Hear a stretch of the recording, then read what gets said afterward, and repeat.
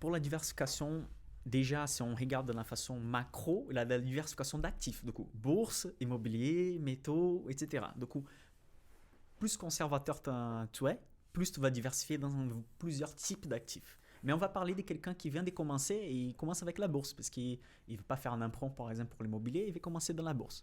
Dans ces cas, on va parler de diversification boursière. Dans ces cas, oui, il faut avoir au moins normalement 4 ou 5 secteurs minimum dans les portefeuilles. Donc, on peut citer l'industrie, la technologie, la consommation, transport, la consommation cyclique, l'énergie, les métaux, la santé. Tu vois, là, ce sont des secteurs que tout le monde connaît. Du coup, la diversification sectorielle, déjà, c'est important. Et on va dire, il y a un autre type de diversification, c'est la géographique. Parce que, par exemple, si tu regardes simplement la courbe du marché brésilien entre 2012 et 2016, c'était horrible. Les marchés étaient même en perte. Si tu regardes l'Europe, elle a eu la crise de 2010-2011 aussi, que c'était qu'en Europe. Les États-Unis, il n'a pas eu ça. Si tu étais sur les États-Unis, tu étais bien. Du coup, c'est là que je vais dire, il y a certains marchés qui sont décorrélés. C'est pour ça qu'il faut investir sur tous les marchés possibles. Comme ça, tu sais qu'un marché ne va pas bien, l'autre va rattraper et dans la moyenne, tu seras positif. Du coup, diversification sectorielle, diversification géographique. Il y a un troisième type de diversification que je recommande à tout le monde. C'est un peu plus poussé, mais c'est important. Les petites sociétés n'ont pas les mêmes comportements des grandes sociétés dans la bourse. Tu peux imaginer Air Liquide, tout le monde connaît, c'est une excellente société, une société plus connue de la France. Et ça fait des décennies qu'elle a des résultats positifs, etc. Elle ne peut pas s'y multiplier, on va dire, à faire un revenu 10 fois plus élevé l'année prochaine. Elle est déjà géante. Si elle fait 10 fois son revenu actuel, elle peut acheter la France entière. Tu vois, c'est des proportions colossales. Mais une petite société qui vaut 50 millions dans la bourse, pour aller à 500 millions, faire 10 fois, il faut qu'elle trouve des 3, 4 clients, des plus, par rapport à ce qu'elle possède.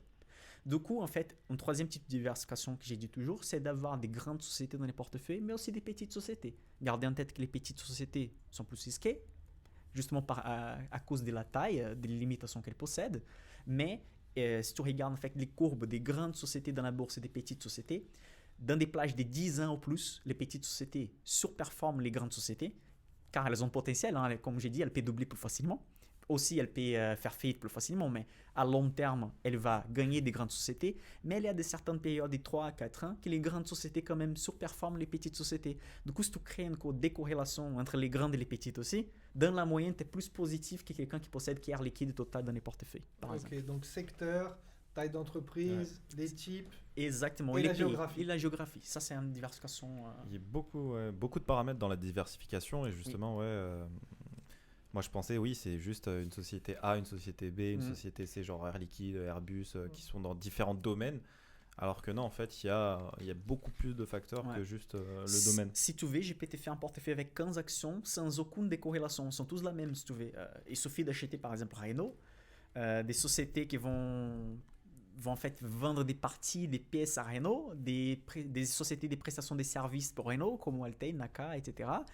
Tu peux acheter 7 sociétés, à la fin, elles sont tous très corrélées. Si on ne va pas bien, les ça autres forcément vont. Exactement. C'est pour ça qu'il faut sortir des secteurs, aussi regarder des autres choses.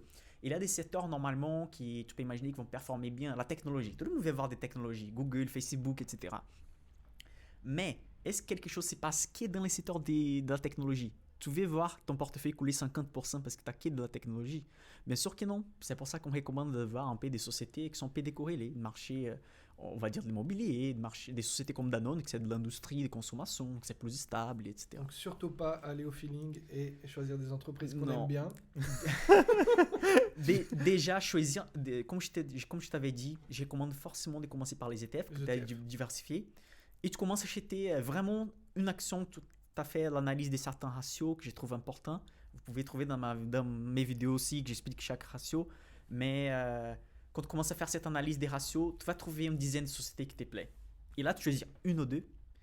Tu passes un des mois. Après, tu achètes 2 ou 3. Et tu passes un mois. Le problème, c'est que les gens sont très pressés d'avoir un portefeuille complet. Ah là, je vais acheter que ça. Après un mois qu'ils sont dans la bourse. Si vous visez 20 ans, 30 ans d'investissement, les premiers portefeuilles, ça va mettre 1 an pour être établi, choisir les sociétés. Si vous voulez choisir tes sociétés.